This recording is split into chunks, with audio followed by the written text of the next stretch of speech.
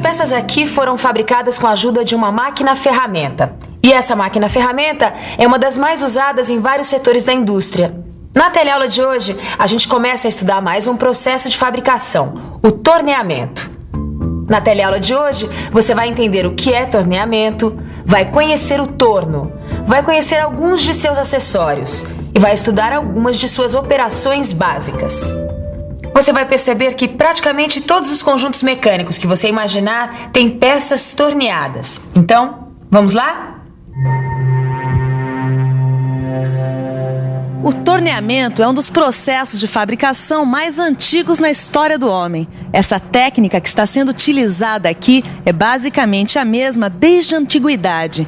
O torneamento começou em oficinas que fabricavam peças cerâmicas, como vasos, tigelas e potes. Agora, o torneamento só foi aplicado mesmo ao trabalho do metal no final do século passado. Mas olha só. E a base do processo usado na indústria é exatamente a mesma usada aqui. Olha só, assim como na indústria mecânica, o torneamento mecânico consiste em ir dando forma à peça enquanto ela gira sobre seu próprio eixo.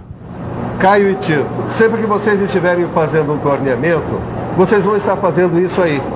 Vocês têm uma peça que gira em torno do seu próprio eixo e uma ferramenta que vai desbastando essa peça, dando a ela a forma que vocês precisam.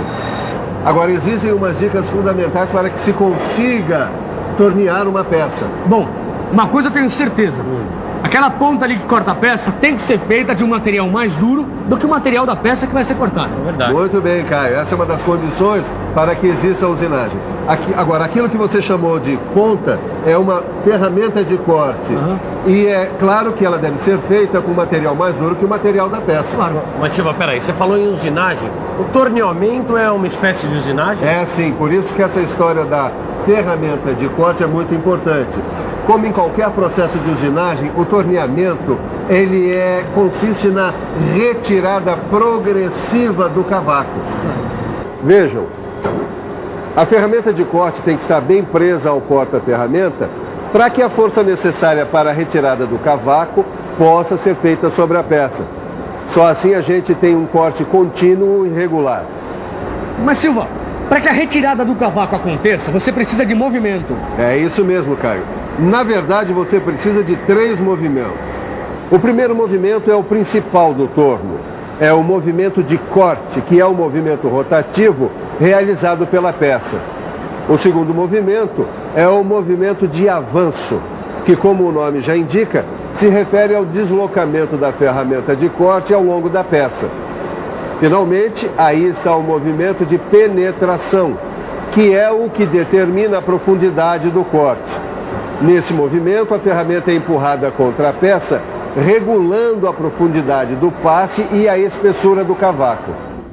É isso aí. Você viu como é simples? Se você fizer essa mesma operação, variando apenas a amplitude dos movimentos ou a posição e o formato da ferramenta de corte, dá para fazer inúmeras peças diferentes. Por exemplo, peças cilíndricas torneadas externamente, como essa aqui, ou peças cilíndricas torneadas internamente.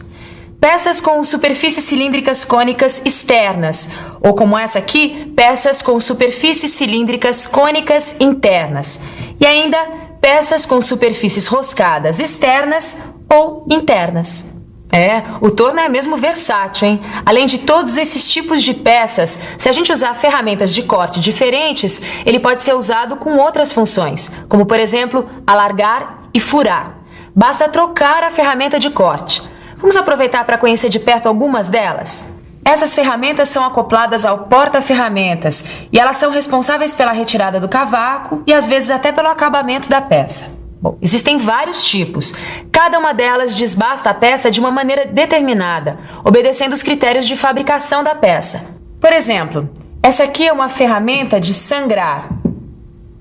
Essas duas servem para facear. E essa aqui é usada para abrir roscas.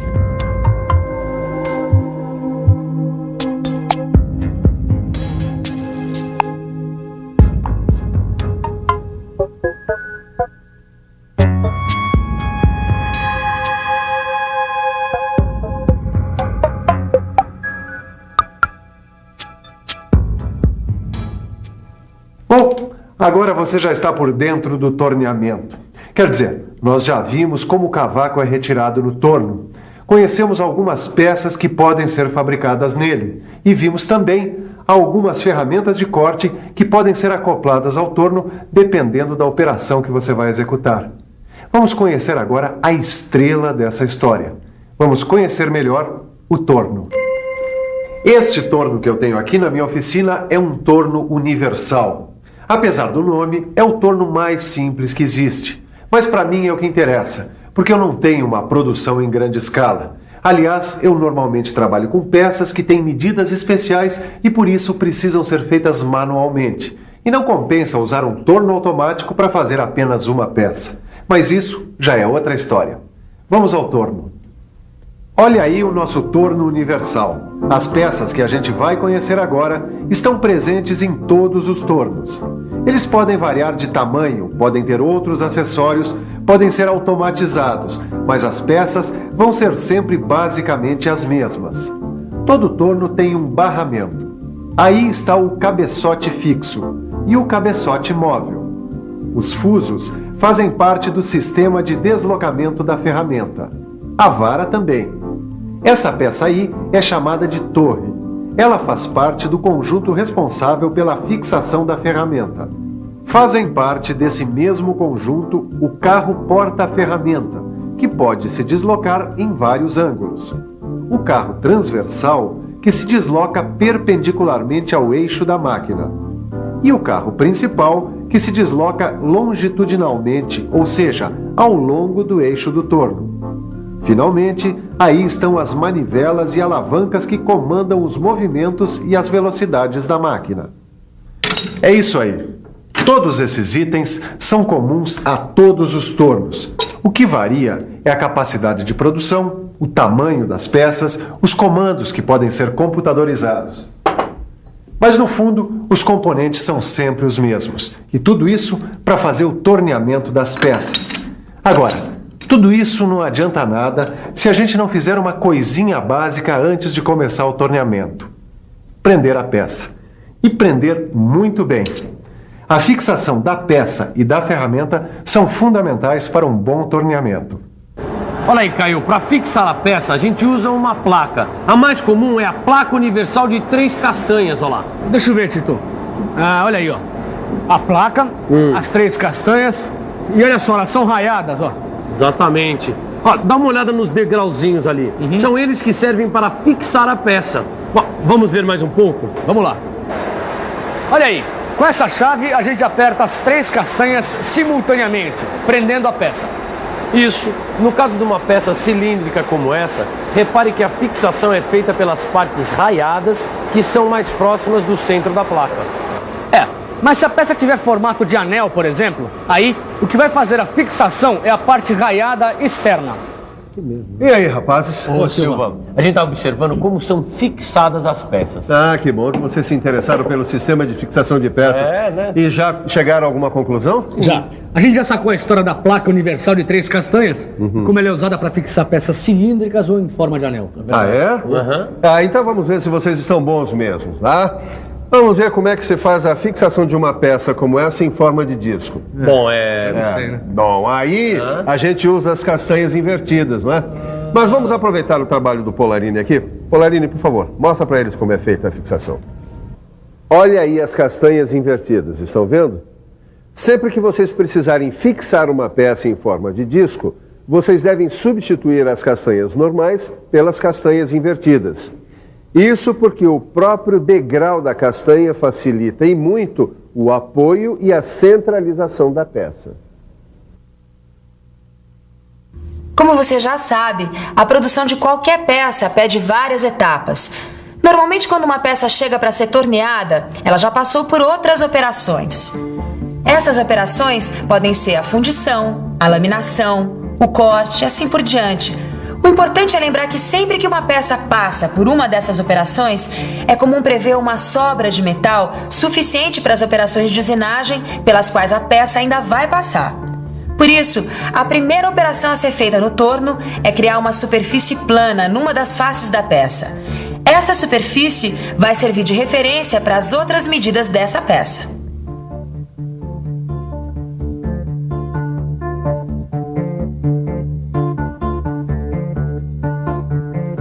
Essa operação, que é sempre a primeira coisa que a gente faz na peça que vai ser torneada, chama-se faceamento.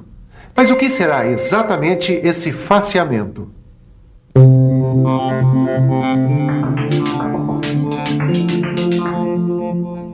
Facear, como o nome já diz, é criar uma face. Uma face plana que vai ser a referência para as medidas da peça. Vamos imaginar que a peça a ser fabricada tenha um rebaixo externo. O comprimento desse rebaixo vai ser medido a partir da face criada na operação de faceamento.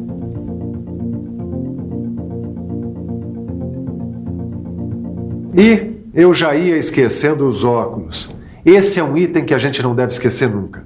A segurança. Sempre que você for operar um torno, use equipamento de segurança individual. É importante usar sapatos adequados, roupas adequadas e, em alguns casos, deve-se usar também uma rede para proteger o cabelo.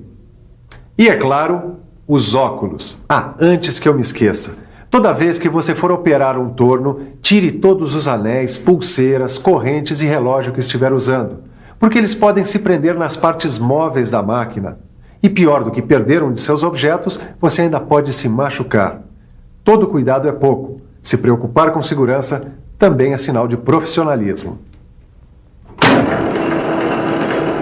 Bom, agora que a gente já viu como é feito o faceamento na teoria, já estamos com os equipamentos de segurança, vamos ver como é que ele é feito, né, Silvio? Exatamente, ó, a peça já está fixada e a ferramenta está muito bem presa no porta-ferramenta. Acho que a gente já pode começar a facear. Só que antes de começar, nós precisamos verificar se a ponta da ferramenta está centralizada em relação à peça. A gente centraliza a ferramenta. Podemos usar a contraponta como referência. Pronto. Está centralizada e em ângulo em relação à peça. Agora a gente aproxima a ferramenta da peça e fixa o carro principal com o parafuso de aperto. E finalmente a gente consulta a tabela de velocidade de corte, seleciona a rotação do torno e pronto, já podemos ligar a máquina. Agora sim, a ferramenta é aproximada da peça até tocar a parte mais saliente. Depois, a gente faz ela penetrar, vamos dizer, uns 0,2 de milímetro na peça. A partir daí, passamos a deslocá-la continuamente para a periferia da peça. A gente repete esse deslocamento até terminar o faceamento. Outra operação que é básica é o torneamento da superfície cilíndrica externa. Calma que é só o nome que é cumprido. Na verdade, essa operação é tão simples quanto a outra. Como sempre, a gente centraliza e fixa bem a peça. Depois, temos que montar a ferramenta no porta-ferramenta. Aí, é a hora de selecionar a rotação do torno. Pronto, já dá para fazer. A primeira coisa é saber quanto do material vai ser torneado. Tendo a medida, a gente confere na peça com o paquímetro. Aí, a gente marca essa extensão com um risco, aciona o torno e faz um risco de referência. Pronto, agora é só tornear. Prontinho, agora chegou a hora de dar uma boa revisada em tudo que você aprendeu hoje. E atenção, se liga aí que é hora da revisão. Na teleaula de hoje, você ficou conhecendo o torneamento. Aprendeu que o torneamento é um processo de fabricação muito antigo, mas que só foi aplicado eficientemente ao trabalho do metal no fim do século passado. Você ficou conhecendo o torno universal e seus componentes, e viu como são feitas duas operações básicas de torneamento: o faceamento e o torneamento de uma superfície cilíndrica externa. É isso aí. Na próxima teleaula tem mais. Bom, a gente vai continuar descobrindo os segredos do torneamento. Bom, mas para isso, você não se esqueça, hein? Aprofunde tudo o que você viu nessa teleaula no seu livro. Bons estudos e até lá!